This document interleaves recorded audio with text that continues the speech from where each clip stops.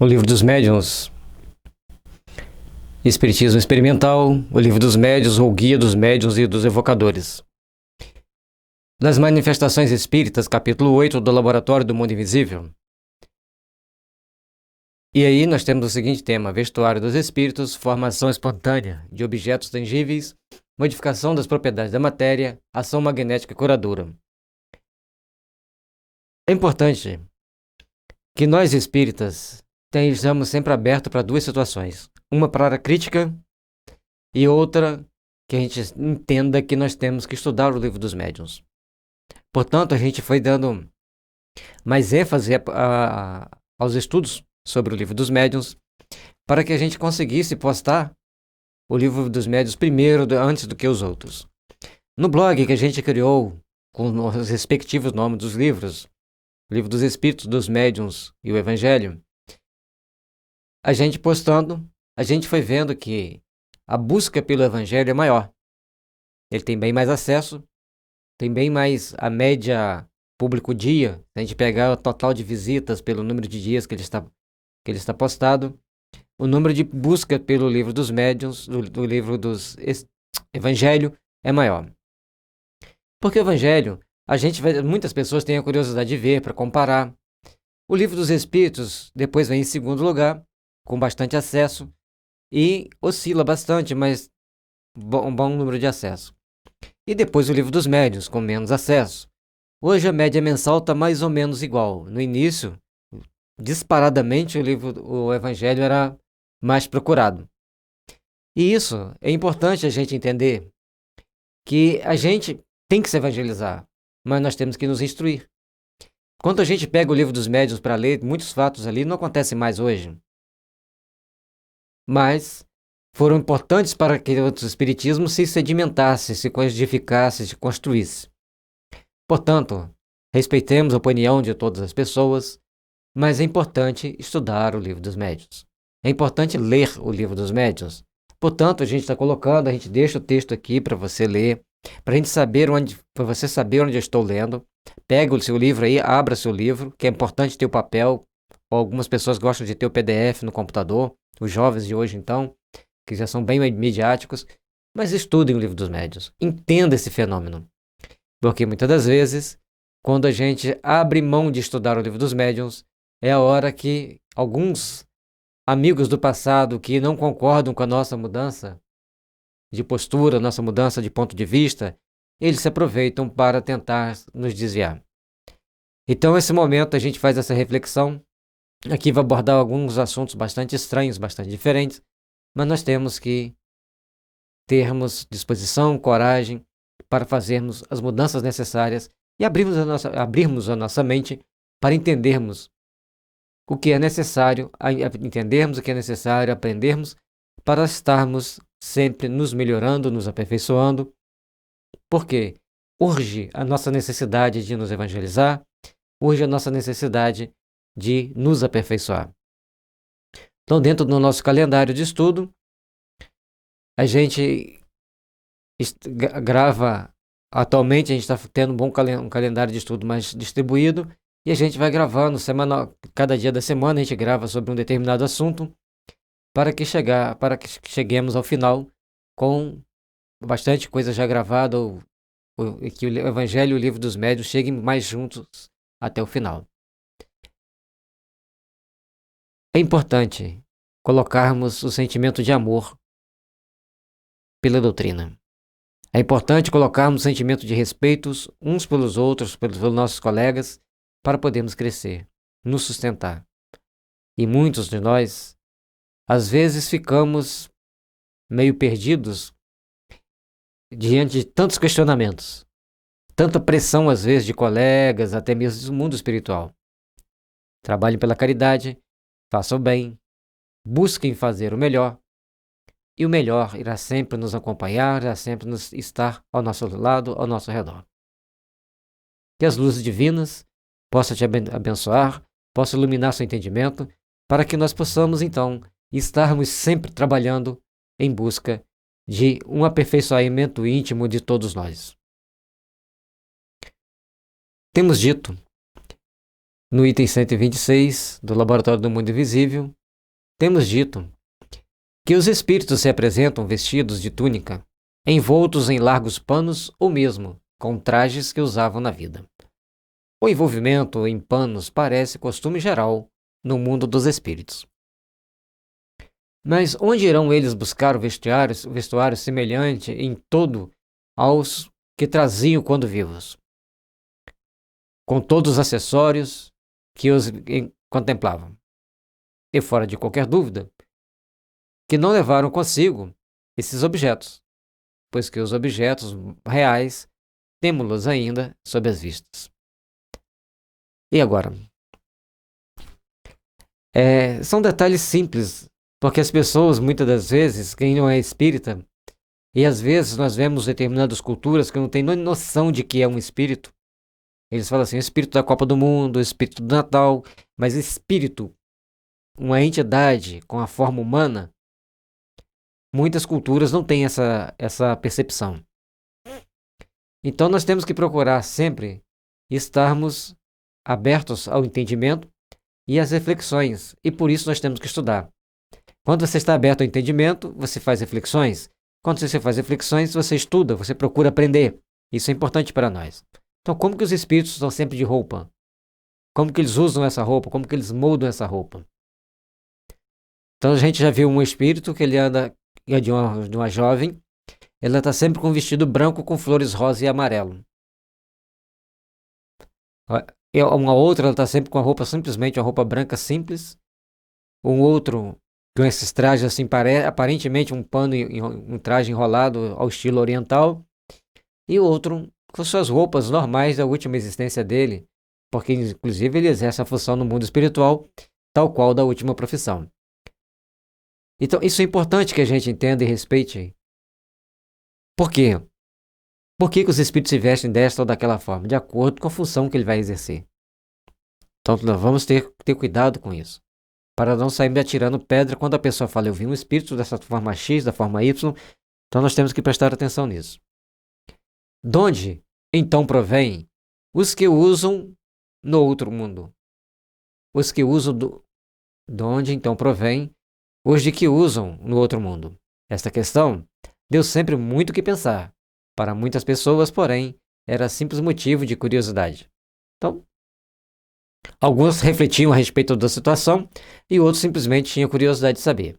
A ocorrência, todavia, confirmava uma questão de princípio de grande importância, porquanto a solução se fez entrever numa lei geral, que também encontra aplicação no nosso mundo corpóreo. E as pessoas, a partir do momento que começaram a questionar, o Kardec então deu um valor importante a isso ali. Nós temos que achar a resposta. Então vamos continuar nosso estudo. Múltiplos fatos vieram a complicar e demonstrar a insuficiência das teorias com que tentaram explicá-la.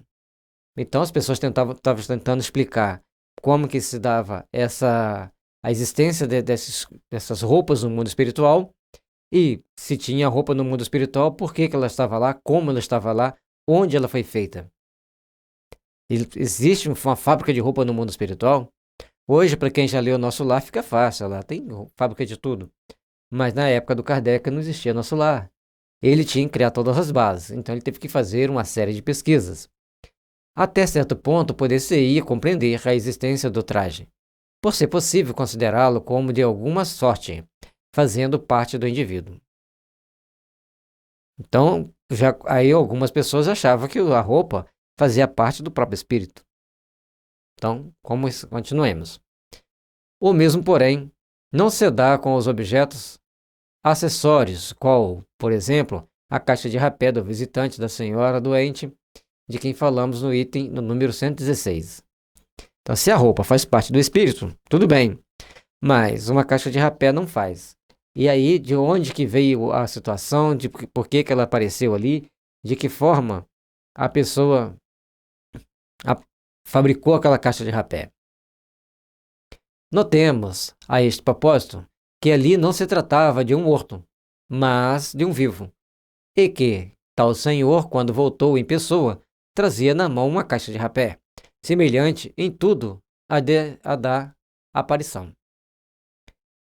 Aí já vem o questionamento.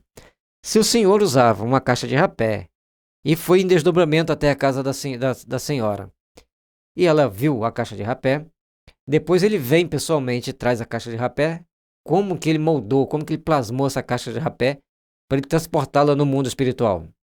Vamos continuar o nosso estudo. Onde encontrara seu espírito, a que tinha consigo, quando sentado junto ao leito da doente. Poderíamos citar grande número de casos em que espíritos, de mortos ou de vivos, apareceram com diversos objetos, tais como bengalas, armas, cachimbos, lanternas e livros. Então, quando alguém chega e fala assim, eu estou vendo um espírito, ele corre atrás de mim com a faca. Tudo bem que é sintoma de quina, que quina é um remédio homeopático, mas é possível, está ali. O espírito pode chegar comportando uma arma para correr atrás da pessoa, ou para ameaçar a pessoa? Pode. Corre porque a pessoa sai correndo, fica com medo, né? Mas ele vai chegar ameaçando. Tá carregando livro, cachimbo. Tudo aquilo ali é possível que o espírito se porte aquilo lá. Mas como? Por quê? De que forma? Para quê? Onde ele tirou isso? Qual o objetivo dele estar com esses objetos na mão? É isso que o Kardec pretende demonstrar neste capítulo. Veio-nos então uma ideia, a de que, possivelmente, aos corpos inertes da Terra correspondem outros análogos, porém etéreos, no mundo invisível, de que a matéria condensada, que forma os objetos, pode ter uma parte quintessenciada, que nos escapa os sentidos. Começa a fazer sentido, mas talvez não seja a resposta ainda completa. Vamos ver no decorrer do estudo. Se tudo que tem aqui, essa caneta de passar slide, se eu tenho ela aqui no mundo físico, eu posso chegar no mundo espiritual e também ter uma canetinha de passar slide, usar um passador de slide, usar a tecnologia dos slides que a gente está usando aqui. Pois é, então, é possível? É possível. Mas vamos continuar o estudo, aqui já está ficando bem tranquilo, porque ele fala da matéria quintessenciada. Portanto, é possível que exista essa matéria quintessenciada. Já tem um livro que chama Matéria Psi. Eu não me lembro o autor, já li há bastante tempo, mas é bem coerente com aquilo que eu acredito.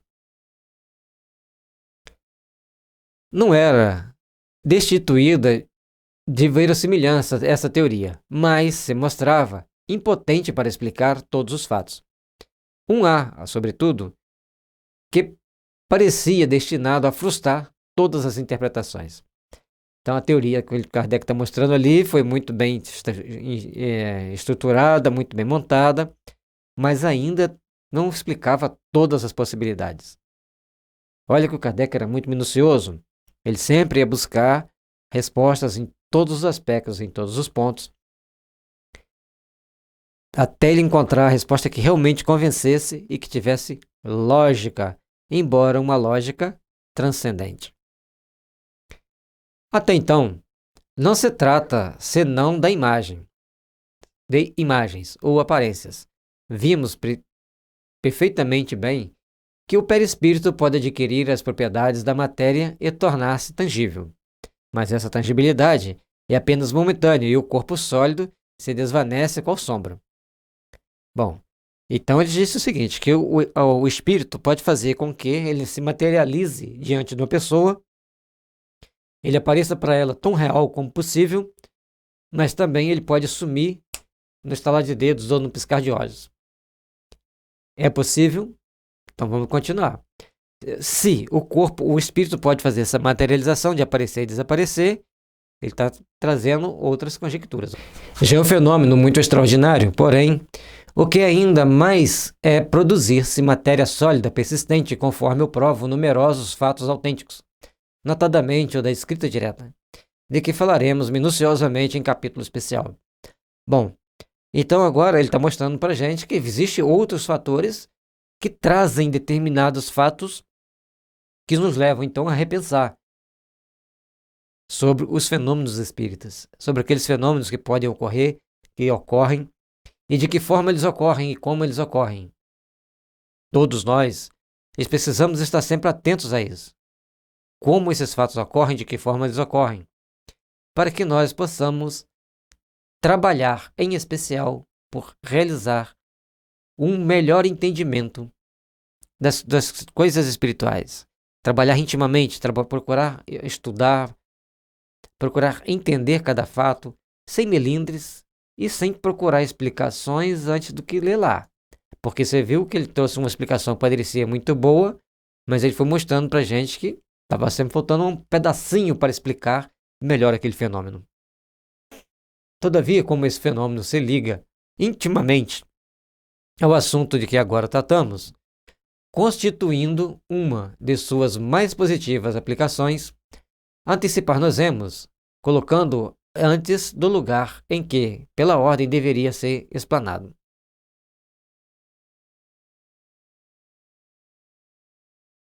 Aí ele queria estudar isso depois, mas devido a uma série de fatores, ele trouxe para antecipou o estudo dele. Vamos continuar. Na próxima etapa, no próximo slide.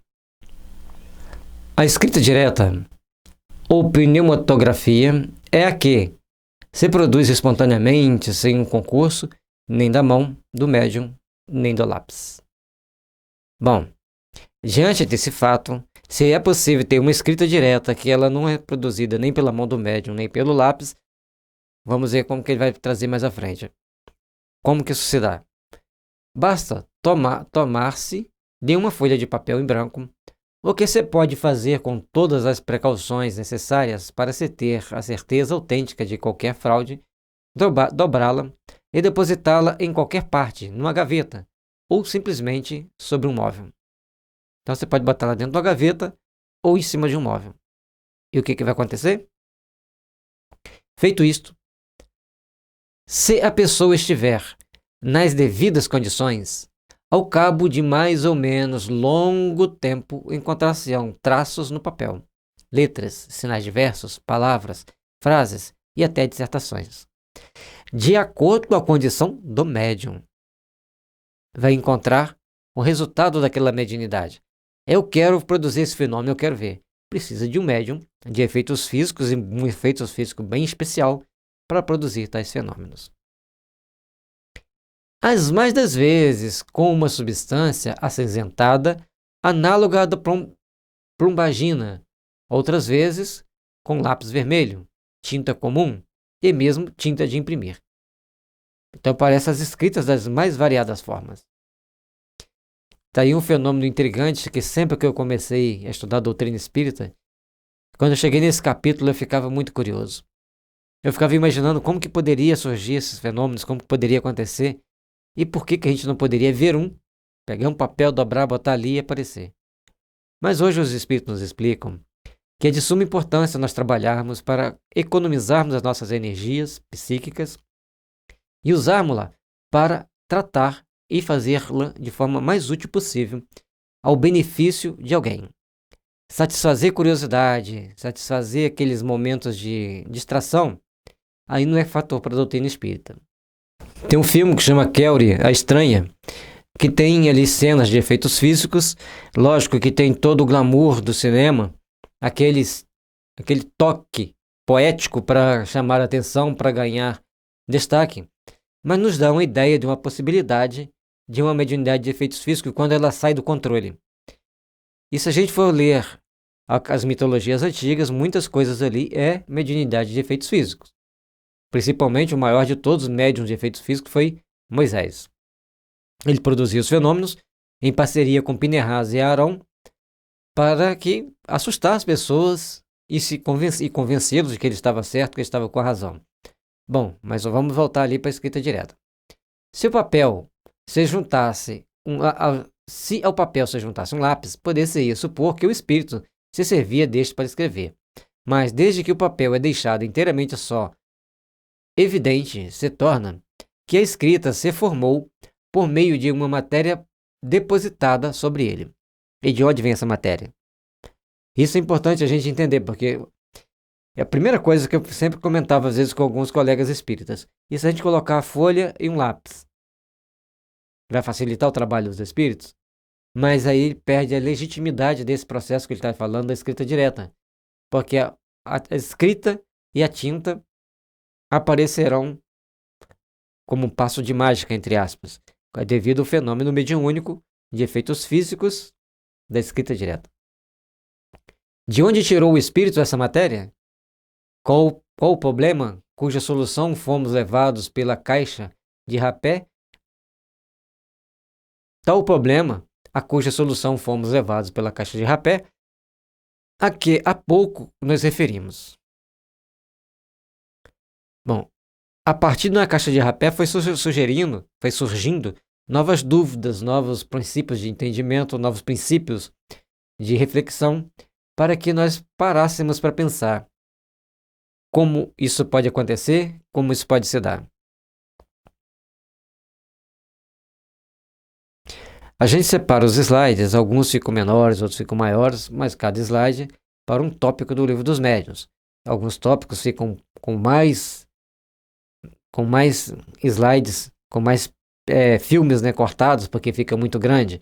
A gente procura manter filmes de 15 a 25 minutos. Procuramos evitar passar de 25, embora algumas situações acabem passando, e mantendo nessa faixa para facilitar para vocês estudarem, para facilitar para postar, para facilitar para editar. Certo? Então vamos para o próximo bloco de slides. O item 128. Foi o Espírito de São Luís quem nos deu essa solução mediante as respostas seguintes. Citamos um caso de aparição do espírito de uma pessoa viva. Esse espírito tinha uma caixa de rapé, no qual tomava pitadas. Experimentava ele a sensação que experimenta um indivíduo que faz o mesmo? Então, quando ele pegava o rapé para cheirar, ele sentia a mesma coisa que uma pessoa encarnada sentiria? A resposta é simples, não. Aquela caixa de rapé tinha forma da de que ele se servia habitualmente e que se achava guardada em sua casa, que era a dita caixa nas mãos da aparição. Ele tinha uma caixa em casa, que ele andava com ela no mundo físico, e que ela da aparição era o quê? Uma aparência. Era para que a circunstância nessa fosse notada, como realmente foi, e não tomasse a aparição por uma alucinação devido ao estado de saúde da vidente. Então, o interessante é que ele se apareceu com aquela caixa de rapé ali apenas para que a pessoa percebesse que ele tinha aquela caixa de rapé e o reconhecesse com aquelas características. Vamos continuar. O espírito queria que a senhora em questão acreditasse na realidade de sua presença. E, para isso, tomou todas as aparências da realidade. Então, esse é um fator importante. Aqui nós estamos falando de espíritos que entendem, que querem trabalhar no bem, que querem fazer o bem, não de obsessores. Certo? Então, a aparência da realidade ali, porque ele está fazendo alguma coisa para aparecer ser real. Terceira, dizes que era uma aparência, mas uma aparência nada tem de real. É como uma ilusão de ótica. Desejáramos saber se aquela caixa de rapé era apenas uma imagem, sem realidade, ou se nela havia alguma coisa de material. Kardec era bem minucioso, né? É aquele aluno que quando você termina de explicar para ele, ele vai lá e faz uma pergunta que você não está esperando. Logicamente que os espíritos já esperavam para esses questionamentos dele, porque ele foi preparado por centenas e centenas de anos para estar ali naquela condição de ser o codificador da doutrina espírita. Portanto, que algumas pessoas eram videntes, que já tinham notado a existência dos espíritos, mas ficou reservado a ele fazer esse trabalho. Certamente, e com o auxílio deste princípio material, que o perispírito toma a aparência do vestiário semelhantes aos que o espírito usava quando vivo.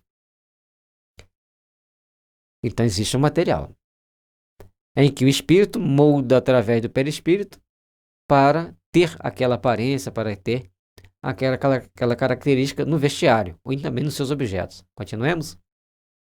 Nota, é evidente que a palavra aparência deve ser aqui tomada no sentido de aspecto, imitação. A caixa de rapé real não estava lá, A que o espírito deixava ver era apenas a representação daquela. Era, pois, uma relação com relação ao original, uma simples aparência, embora formada de um princípio material. Então, se a gente estiver com uma garrafa d'água no mundo espiritual, não é uma garrafa d'água que você pegou na casa de alguém. É alguma garrafa de água que existe no mundo espiritual. Ela é virtual, assim como o espírito. Não é uma coisa palpável para nós humanos, mas é uma coisa real para o mundo dos espíritos. Continuemos. A experiência ensina que nem sempre se deve dar significação literal a certas expressões de que usam os espíritos. Interpretando-as de acordo com as nossas ideias, expomos-nos a grandes equívocos. Então, quando eles usam algumas palavras, nós temos que parar para pensar, parar para refletir. E nessa parada para pensar e para refletir, aí que a gente vai começar a entender e ampliar o nosso entendimento sobre aqueles fatos. Continuemos. Daí a necessidade de aprofundar-se. O sentido de suas palavras, todas as vezes que apresentem a menor ambiguidade. É esta uma recomendação que os próprios espíritos constantemente fazem. Então, quando eles colocam a questão da aparência, conforme estava ali, nós temos que refletir bastante em todas as possibilidades de sentido daquela palavra, daquelas frases, para que a gente possa entender realmente aquilo que o espírito está passando. Realmente aquilo que ele quer que a gente entenda, para que a gente não fique perdido. Ou seja, não siga a palavra ao pé da letra segundo o que você entende. Procure um pouquinho mais, procure entender um pouco mais. Sem a explicação que provocamos, o termo aparência de contínuo se reproduz nos casos análogos. Poderia prestar-se a uma interpretação falsa. Então, por que ele está dizendo isso? Se a gente não provocar, se ele não explicasse isso aqui, fizesse essas colocações para nós, já que ele estava ali junto com uma equipe de espíritos que gerenciavam a codificação da doutrina, naquele momento, ele tinha que procurar fazer as devidas reflexões, buscar os devidos entendimentos, para fazer as melhores realizações possíveis dentro daquilo que estava codificando. Por isso, ele era o codificador. Portanto, na hora que ele traz para a gente a aparência, a palavra usada, aparência, o incomodou, ele foi explicar para a gente que essa aparência, o Espírito queria dizer que ele não estava com essa caneta, por exemplo, se fosse essa caneta, com essa caneta na mão, mas um material do mundo espiritual que tem a aparência desta caneta. Dar-se-á que a matéria inerte se desdobre, ou que haja no mundo invisível uma matéria essencial capaz de tomar a forma dos objetos que vemos? Numa palavra, terão estes um duplo etéreo no mundo invisível, como os homens são nele representados pelos espíritos? Não é assim que as coisas passam sobre os elementos materiais disseminados por todos os pontos do espaço. Na vossa atmosfera, têm os espíritos um poder que estáis longe de suspeitar. Bom, então ele está dizendo, quando ele pergunta se todo o material tinha um duplo no mundo espiritual, ele mostra que não era um duplo, bem um duplo. Existia no mundo espiritual muitas matérias, que os espíritos têm poder de manipulá-las. Vamos continuar. Podem, pois, eles encontrar à sua vontade esses elementos e dar-lhes a forma aparente, que corresponda a dos objetos materiais. Então, dentro dos materiais que existem, materiais psi, vamos chamar de matéria psi, as matérias psis que existem no mundo espiritual, elas podem ser moldadas e modeladas pelos espíritos para formar os objetos que têm a aparência daqueles objetos que nós temos aqui. Certo? E até mesmo construir muito mais. Hoje a gente sabe do aeróbus, a gente sabe de uma série de outras informações que a gente vai vendo ao longo do estudo e nas outras obras a gente vai vendo também que os espíritos conseguem plasmar, materializar, criar.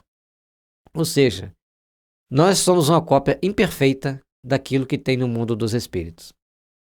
Nota, esta pergunta, como você pode ver, era a tradução do nosso pensamento, isto é, a ideia que formávamos da natureza de tais objetos, se as respostas, conforme alguns o pretendem, fossem o reflexo do pensamento, houvéramos obtido a confirmação da nossa teoria e não uma teoria contrária.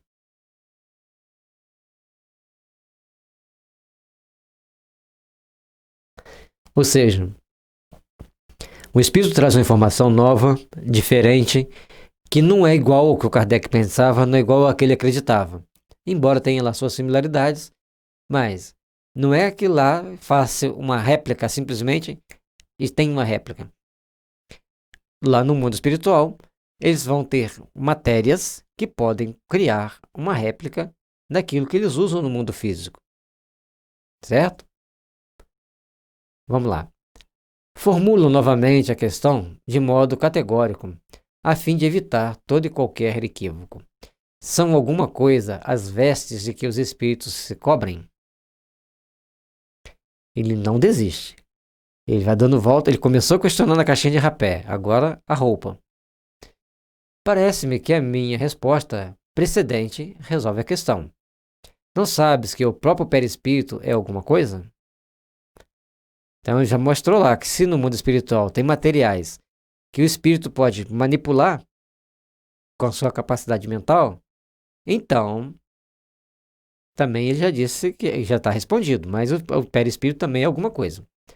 Resulta dessa explicação que os espíritos fazem passar a matéria etérea pelas transformações que queiram, e que, portanto, com relação à caixa de rapé, o espírito não a encontrou completamente feita, fê-la ele próprio, no momento em que teve necessidade dela, por um ato da sua vontade.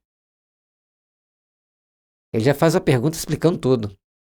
É muito interessante isso. Então, existiu uma matéria e o espírito pegou e moldou essa matéria para fazer a caixinha de rapé. Com a vontade dele, com a inteligência dele, com os conhecimentos dele. E, do mesmo modo que a fez, pode fazê-la, pode desfazê-la. Outro, tanto naturalmente se dá com todos os demais objetos, como vestuários, joias, etc. Será assim? Olha que resposta maravilhosa. Mas, evidentemente. Então, Kardec, ele tinha uma intuição divina. E ele, com essa intuição divina que ele tinha, ou tem, né? Porque o espírito continua com as suas qualidades no mundo espiritual. Com essas intuições divinas, ele trazia para nós uma série de informações dentro das próprias perguntas. E aí os espíritos, muitas das vezes, davam uma resposta simples assim, mas evidente. A caixa de rapé se tornou tão visível para a senhora de que se trata, que lhe produziu a ilusão de que uma tabaqueira material. A ilusão de uma tabaqueira material. Teria o espírito podido torná-la tangível para a mesma senhora? Teria. E aí? Poderia pegar, tá aqui a caixinha, e a pessoa pegar na mão, segurar e tal, e depois de um determinado momento ela desaparecer. Mas ela poderia ficar para sempre? Essa é a minha dúvida. Vamos para o próximo slide. Tê-la-ia a senhora podido tomar nas mãos, crente de estar segurando uma caixa de rapé verdadeira? Sim. Olha que interessante. Se a abrisse, teria achado nela rapé? E se aspirasse esse rapé, ela a faria espirrar? Sem dúvida. Pode então o espírito dar a um objeto não só a forma, mas também propriedades especiais? Se eu quiser. Baseado neste princípio foi que respondi afirmativamente às perguntas anteriores. Tereis provas da poderosa ação que os espíritos exercem sobre a matéria, ação que estáis longe de suspeitar, como eu disse há pouco. Então, a questão básica, ainda não respondeu se fica para sempre, né? Mas a questão básica é que o espírito pode trazer a caixinha entregar para a pessoa segurar, tá ali a caixinha na mão. Nas reuniões de efeitos físicos que eram feitos no início da doutrina espírita, nós temos o livro que chama Materializações Luminosas. Ele fala muito a respeito disso ali, como que se dá esse processo, como que eles se materializavam, as dietas que os médios tinham que fazer, os cuidados, não pode ter iluminação, uma série de situações que tem que ser rigorosamente, rigidamente observado. Então, conforme ele está dizendo aqui, os espíritos podem manipular os minerais, as matérias no mundo invisível, mais do que a gente possa imaginar. E ele também não tenta fazer a gente imaginar ou explicar mais detalhes. Deixa para a nossa imaginação. Suponhamos, então, que quisesse fazer uma substância venenosa. Se uma pessoa a ingerisse, ficaria envenenada?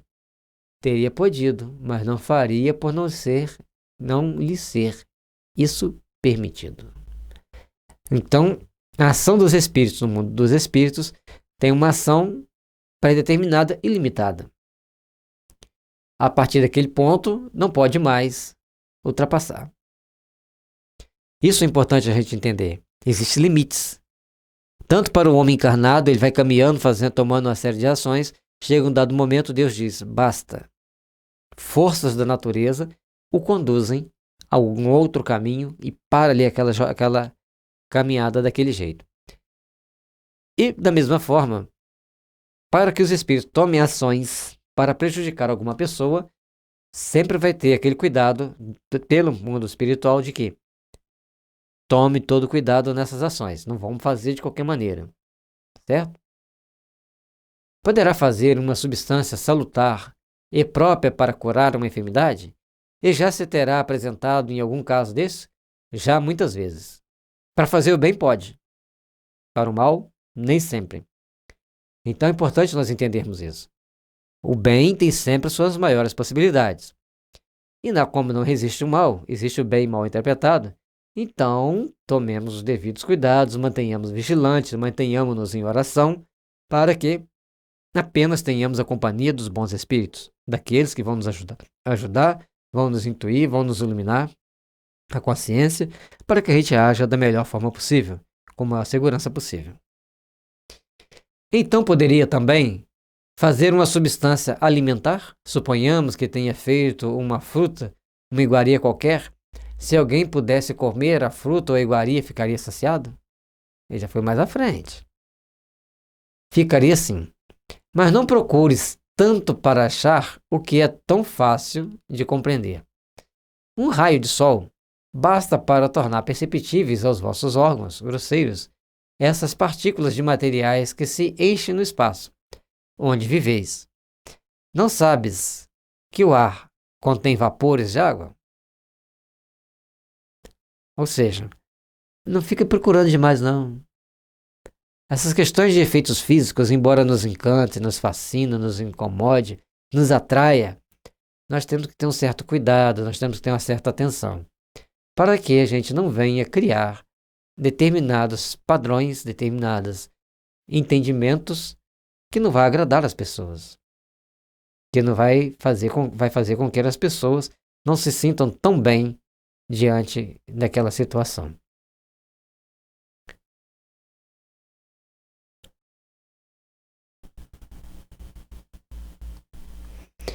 Condensa-os e os fará voltar ao estado normal.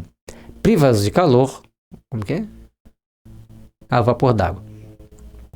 Condensa-os e os fará a voltar ao estado normal. Priva-os de calor, e eis que essas moléculas, impalpáveis e invisíveis, se tornarão um corpo sólido e bem sólido. E, assim, muitas outras substâncias, de que os químicos tirarão maravilhas ainda mais espantosas. A radiação, por exemplo. Então, nós temos no mundo espiritual, na nossa atmosfera, tem uma série de substâncias que nós não percebemos, nós não conseguimos ver a olho nu, embora sejam substâncias, sejam matérias, como ele falou, vapor d'água, poeira, que a gente não vê, mas dependendo do jogo de luz que a gente fizer, a gente vai perceber que tem aquelas poeiras no ambiente. Continuemos. Simplesmente o Espírito dispõe de instrumentos mais perfeitos do que os vossos, à vontade e à permissão de Deus. Então, para que o Espírito faça algumas coisas, ele tem que ter vontade de fazer e a permissão de Deus para que ele possa fazer aquilo ali.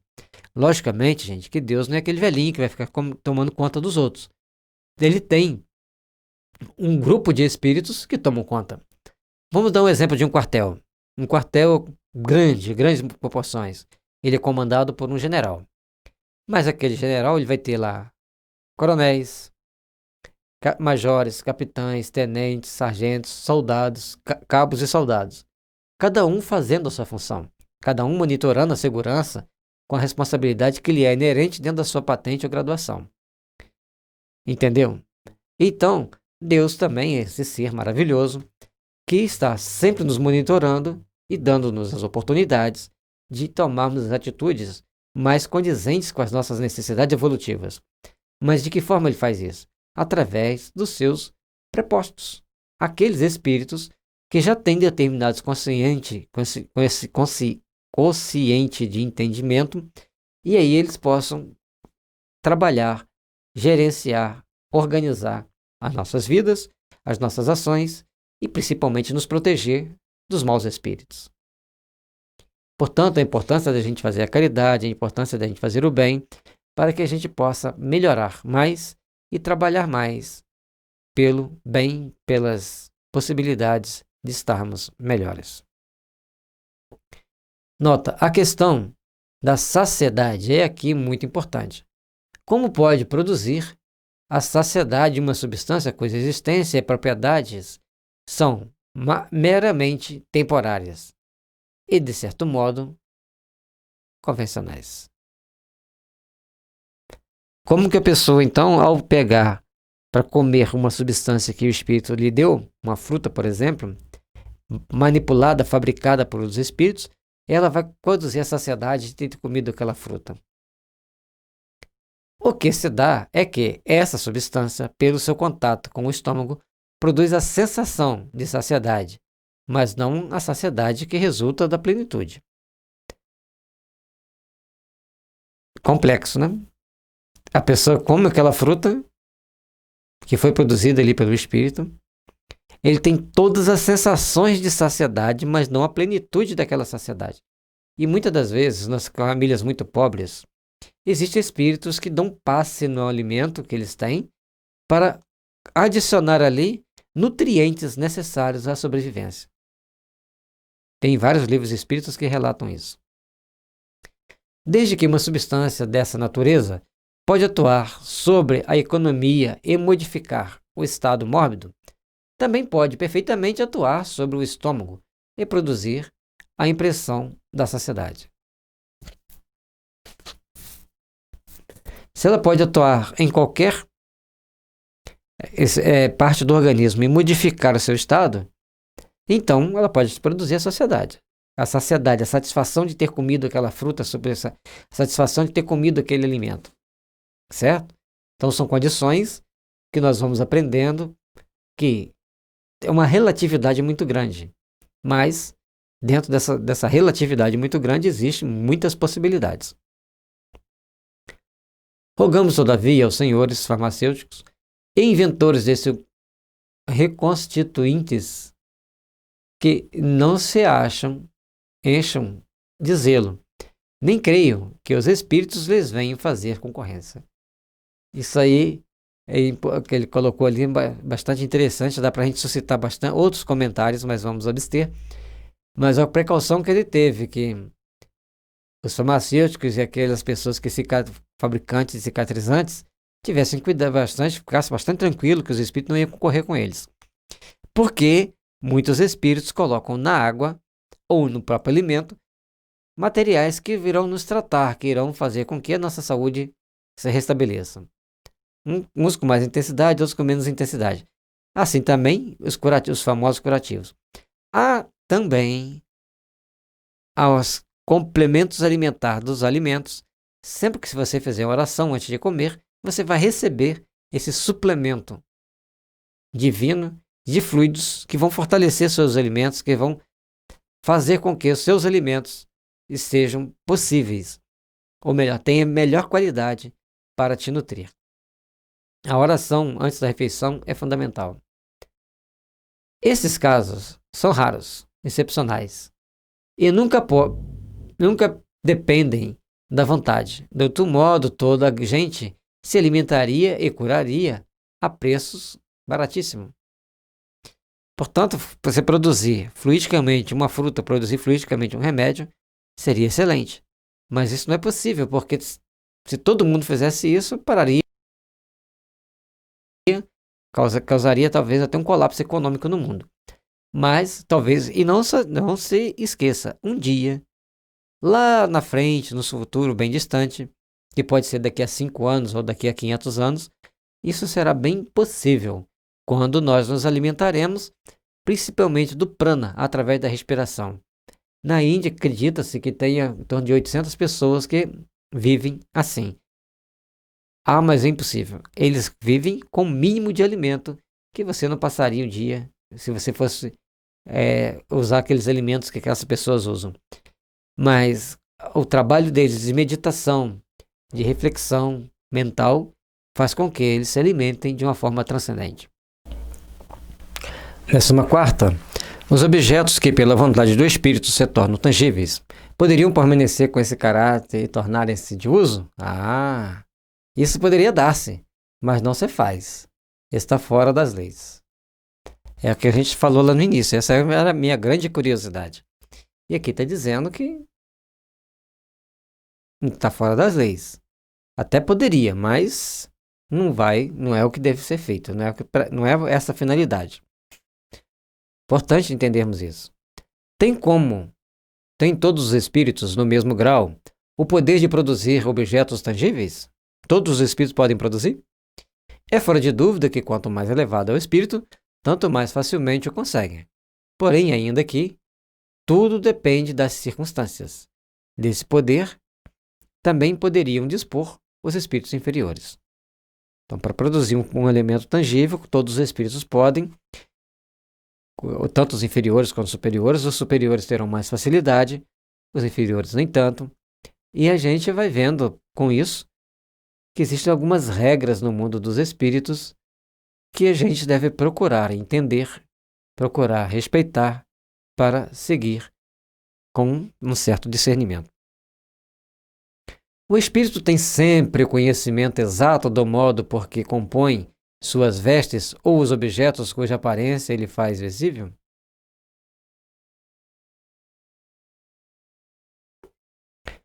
E aí? Todo espírito vai saber como que ele compõe as vestes, como que ele compõe os objetos? Não. Muitas vezes ocorre para a formação de todas as coisas, praticando um ato instintivo, que ele próprio não compreende, se já não estiver bastante esclarecido para isso. Então, em determinadas situações, principalmente as roupas, aparecem, certo? Naturalmente, de uma forma instintiva, mas, em alguns casos, eles estão treinados para isso, e outros não, vai ser instintivo mesmo. Uma vez que o espírito pode extrair do elemento universal os materiais que lhes são necessários à produção de todas essas coisas e dar-lhe uma realidade temporária com as propriedades que lhes são peculiares, também poderá tirar dali o que for preciso para escrever, possibilidade que nos daria a explicação dos fenômenos da escrita direta, até que, afinal, chegaste ao ponto. Interessante. Até que chegou o ponto de entendimento. Kardec vai fazendo todas as explicações, todas as perguntas, saciou nossas curiosidades em muitos aspectos, e depois ele mostra ali, ó, é por esse caminho. É assim que a gente vai chegar lá. Ótimo. Beleza? Maravilha. Nota. Era com efeito aí que queríamos chegar com todas as nossas questões preliminares. A resposta prova que o Espírito lera o nosso pensamento. Mas por que ele não respondeu antes? porque depende do componente das mentes do médium e do interrogante. Então ele deixou que fosse elaborando, porque a dúvida do interrogante era naturalmente as nossas dúvidas hoje, quando somos estudantes. Pois que a matéria de que se serve o espírito carece de persistência, como é que não desaparecem os traços da escrita direta? Bom, se a caneta, se a caixinha de rapé não pode durar para sempre, e escrita? Não faça os jogos de palavras. Primeiramente, não empregueis o termo nunca. Tratava-se de um objeto material volumoso, ao passo que aqui se trata de sinais, que, por ser útil, conservá-los, são conservados. Aí já passa pela utilidade. Se aquilo ali vai ser útil, vai conservar. Se não for útil, não vai conservar. E tinha, se não me engano, no Chile, um médium de efeitos físicos que ele pegava qualquer pedrinha e transformava numa pedra preciosa. Ouro, prata, diamante, esmeralda. Era uma mediunidade, se não me engano, é no Chile. Era uma mediunidade bastante interessante. Então, a gente tem que prestar atenção que aquilo que é para ser útil pode ser conservado. Se não é útil, não vai ser conservado.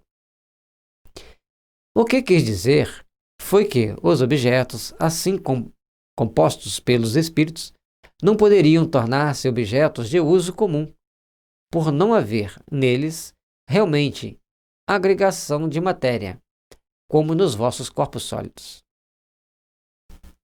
E aí? É um material sólido, mas a agregação da matéria não é igual àquela que nós temos aqui, que nós fabricamos.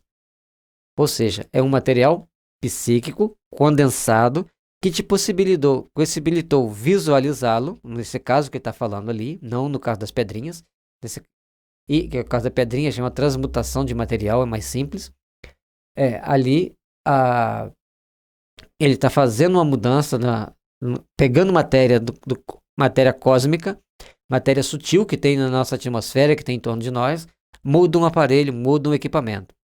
Mas ele não vai durar para sempre, porque a utilidade dele era te convencer naquele momento. Depois ele deixa de passar, de existir. Mas as tintas podem durar por muito tempo ou para sempre, provando por ser útil para provar e porque ali tem um conteúdo que vai ser útil para quem lê. Então essa utilidade vai ser importante. E quando se trata de alguma coisa, por exemplo, que a pessoa chega e fala assim: se eu receber essa caneta, ela vai acender o laser, vai passar o slide? Naquele momento ali, ela pode até funcionar. Mas até o momento que me convenceu daquela realidade, depois ela deixa de existir. Não tem por que ela continuar aqui. 129. A teoria acima se pode resumir desta maneira.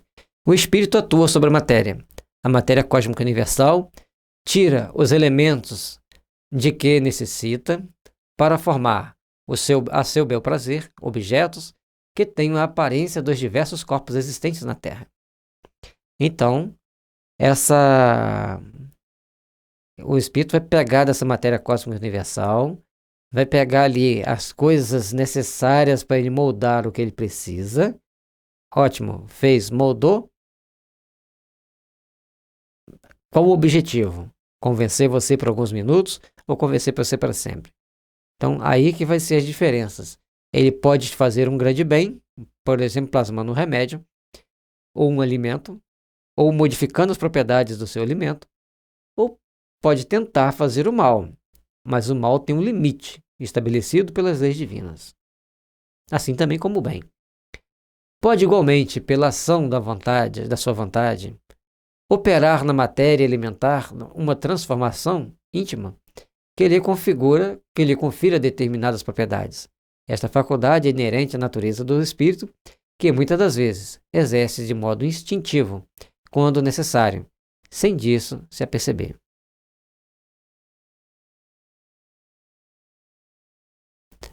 A gente já falou, ele vai mudar a propriedade da matéria, às vezes até de forma instintiva, mas é inerente à natureza daquele espírito E ele vai fazer isso com muita naturalidade, às vezes sem se perceber que fez a mudança das características da matéria.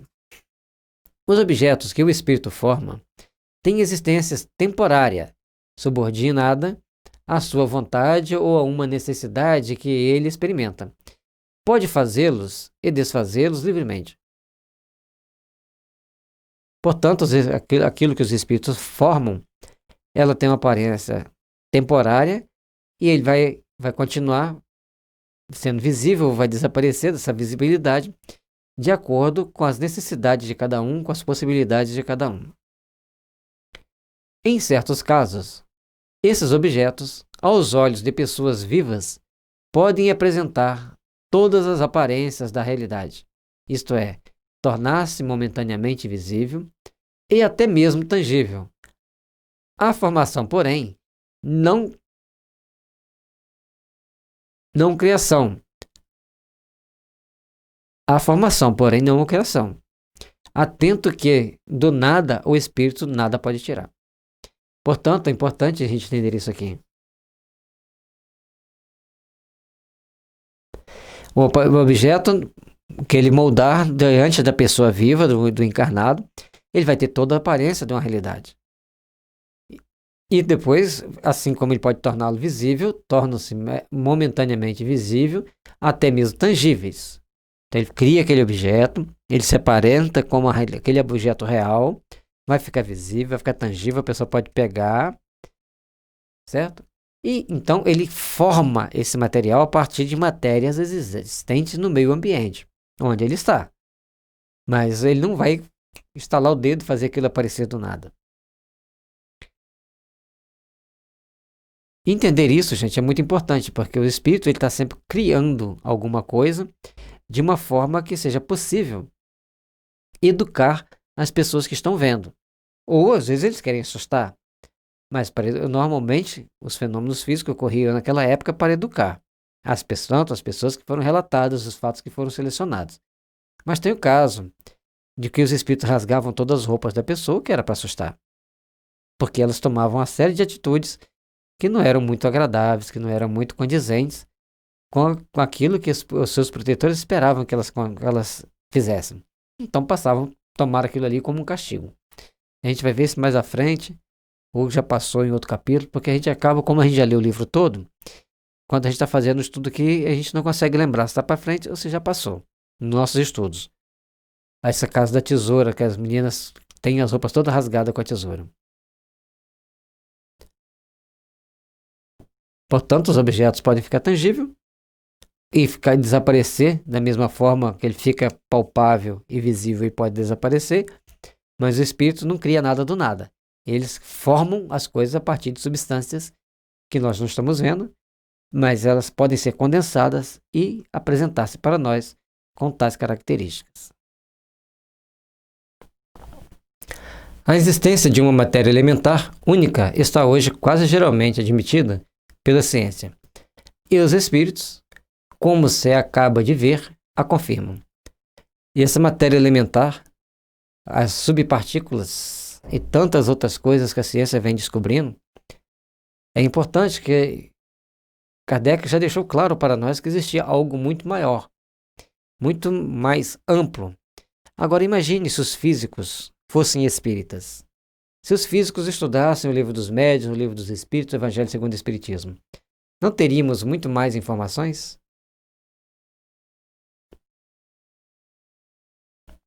Todos os corpos da natureza nascem dessa matéria que, pelas transformações, porque passa, também produz as diversas propriedades desses mesmos corpos. Então, a formação das substâncias, elas existem da natureza de uma forma psi. E aí, a partir dessa substância psi, elas vão ser montadas pelos espíritos. Da mesma forma que no mundo físico, existem todas as substâncias básicas que vão montar todos os corpos. A gente come plantas, sementes, folhas, frutas, para montar o nosso corpo. Mas nosso corpo não é semente, folhas e frutas. É uma matéria que foi gerada a partir de uma série de complexas combinações de vários elementos químicos para formar o nosso corpo. Certo? Então, da mesma forma, no mundo dos espíritos, tem substâncias que eles podem ser moldadas para formar os objetos que eles precisam de manipular. A grande manipulação da matéria que nós fazemos com muita maestria de forma instintiva é criar o nosso corpo. Daí vem que uma substância salutar pode, por efeito de simples modificação, tornar-se venenosa. Fato que a química nos oferece numerosos exemplos. Toda a gente sabe que combinadas em certas proporções duas substâncias inocentes pode dar-se origem a uma que seja deletéria. Então, na química vai ter muitos processos que você tem duas matérias inertes ao associar, aí na formação dos sais, dos ácidos, dos óxidos, você vai ter determinados elementos bastante corrosivos, bastante nocivos. Então, é importante que se a gente entende isso no mundo da química, hoje, então no mundo dos espíritos, logicamente que essas combinações poderão ocorrer. Uma parte de oxigênio e duas de hidrogênio, ambos inofensivos, formam a água. Juntai um átomo de oxigênio e tereis um líquido corrosivo, sem mudança nenhuma das proporções. Às vezes, a simples alteração no modo de agregação molecular basta para mudar as propriedades. Ou seja, naquela época já entendiam isso? Que os átomos combinam-se entre si para formar uma substância diferente. E se acrescentar mais um átomo daquelas mesmas substâncias, já muda as propriedades. Tem água pesada, água com os prótons de hidrogênio, para trabalhar na regulação da interatividade das reações nucleares dentro das usinas nucleares. Nós temos, dependendo do polimento que você dá nos parafusos e do banho que você dá ali, você vai alterar a resistência dele, tanto a corrosão como da resistência mesmo de aguentar o esforço. Ou seja, muita coisa vai mudando, muita coisa vai modificando para que a gente chegue a um objetivo final, que a gente chegue a um entendimento maior e a um objeto determinado. Ou seja, tudo está se transformando e tudo tem uma técnica para se transformar, tanto no mundo físico quanto no mundo espiritual. Assim é que um corpo opaco pode tornar-se transparente e vice-versa, pois que ao espírito é possível tão grande ação sobre matéria elementar, concebe-se que lhe seja dado não só formar substâncias, mas também modificar-lhes as propriedades, fazendo para isso a sua vontade o efeito fazendo-se para isto a sua vontade o efeito de reativo. Ou seja, assim como nós aqui podemos mudar algumas materiais químicos, através de reações químicas, no mundo dos espíritos, os espíritos, de acordo com a vontade, com seus conhecimentos e suas possibilidades, ele pode também mudar a matéria universal. Em alguns casos, mais raros, eles podem mudar, inclusive, mais raros dentro daquilo que a gente conhece. Eles podem mudar, inclusive, a propriedade da matéria. Isso é importante que a gente entender. Portanto, gente, é importante estudar a mediunidade, é importante a gente procurar entender a mediunidade, é importante a gente procurar compreender todo um conjunto de forças que interagem conosco, que se entrelaçam entre o mundo físico e o mundo espiritual, que é de grande importância o entendimento para que as coisas não sejam tomadas como extremamente sobrenaturais, mas sim possibilidades de reações e relações transcendentes que provocam mudanças que transcendem o entendimento comum das pessoas. 131. Essa teoria nos fornece a solução de um fato bem conhecido em magnetismo, mas inexplicado até hoje, o da mudança das propriedades da água, por obra da vontade.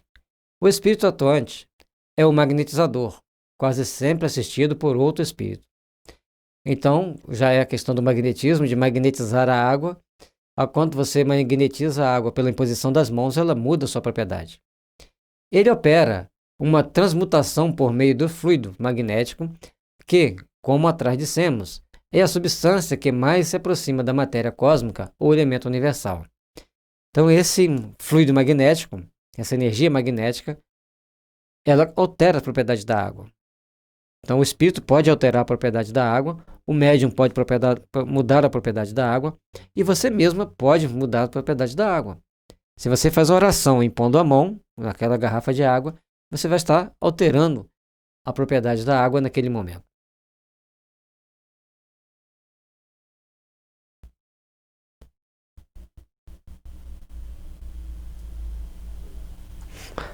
Ora, desde que ele pode operar uma modificação nas propriedades da água, pode também produzir um fenômeno análogo com os fluidos do organismo, onde o efeito curativo da ação magnética convenientemente dirigida.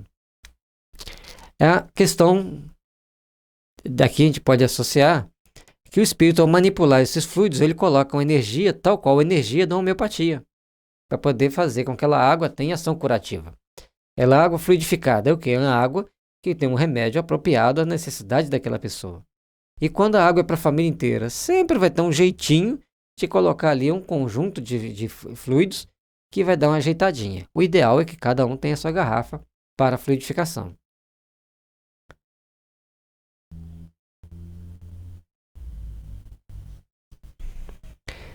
Portanto, quando essa magnetização que ele está dizendo ali, ela vai ser convenientemente dirigida para produzir o fenômeno necessário à pessoa A, à pessoa B, à pessoa C. Ou seja, cada pessoa receberá o influxo de energia, receberá a dose de energia necessária ao seu refazimento, quando a água é fluidificada com o destino ao tratamento de alguém. Sabe-se que papel capital desempenha a vontade em todos os fenômenos do magnetismo. Portanto, tanto a vontade do médium ou só do espírito vai desempenhar um papel extremamente importante. E hoje, com a física quântica, a gente já sabe, se eu pego uma garrafa de água e falo para você, aqui tem estramônio, CH30, ao falar que aqui tem estramônio CH30, aquela garrafa de água vai ter estramônio CH30. Porque está em nível quântico, eu imprimi uma ideia de. E se eu já tomei estramônio CH30, mais facilmente eu vou impregnar a garrafa com aquela substância, com aquela energia. Porém, como se há de explicar, a ação material de tão sutil agente. A vontade não é um ser, uma substância qualquer. Não é sequer uma propriedade da matéria, mas é mais etérea que existe. Então, a vontade é uma energia sublime, forte, poderosa, mas ela não é a propriedade da matéria. Não é ela que produz a matéria, não é ela que gera a matéria. Portanto, essa vontade vai definir a intensidade dos fluidos magnéticos que serão exalados pelo espírito ou pelo médium. E, logicamente, que a vontade direcionada vai direcionar para determinados efeitos. A vontade é atributo essencial do espírito, isto é, do ser pensante.